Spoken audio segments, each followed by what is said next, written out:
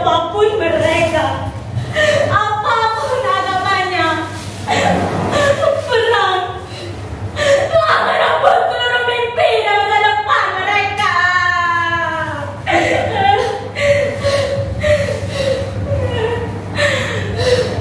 Setelah perang berkecamuk, belasan ribu anak-anak telah terkubur.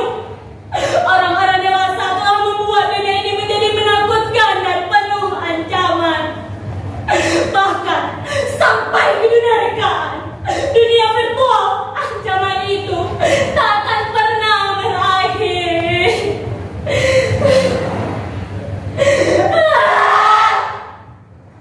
Mengapa Tuhan tidak menciptakan tanah yang lain, bumi yang lain, yang hanya dihuni oleh anak-anak?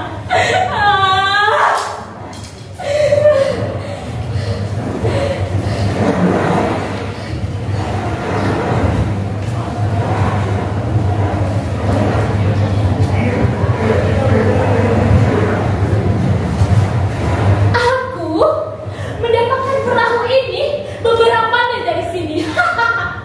Aku begitu. Pak Nyoman, seorang nelayan tua, memberikan perahu lamanya kepadaku. Dengan perahu inilah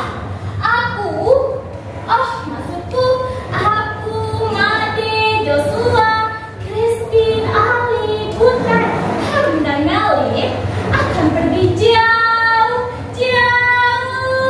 sekali. Mungkin sekarang kalian diam-diam bertanya, di mana teman-temanku itu? Sabarlah, pelan-pelan kalian akan mengenali mereka. Mereka ada, hanya terkadang seolah-olah tak ada. Atau mungkin memang dia kata ada. Aku justru prihatin karena tak berhasil menemukan kalian. Tapi tak mengapa, mungkin aku bukanlah teman yang asing. Itulah mengapa aku mengasingkan diriku di pantai ini, sehingga aku menemukan ide yang sangat sederhana. Ya, membuat perahu persaudaraan yang akan melayang lepas menuju Gaza. Di saat perahu ini aku tampilkan ke sosial media untuk menawari siapa saja yang ikut melayang bersamaku, kalian semua justru menertawaiku dan menganggapku sakit. Makanya jangan kebanyakan baca novel, bisanya menghayal mulu. Kasihan, hidup di zaman teknologi, tapi jiwanya masih nenek moyang untuk sarang pelaut.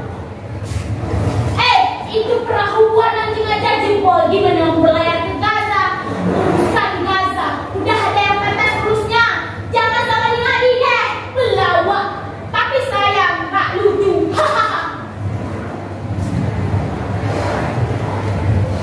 Ya, begitulah mereka menanggapi ajakanku.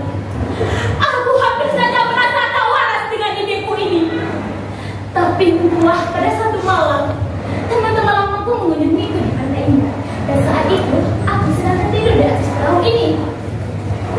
Ide yang sederhana bermula dari hobiku yang memainkan game berkarangan dan rasa kasihan yang tiba-tiba saja muncul terhadap anak-anak yang kelaparan di Gaza.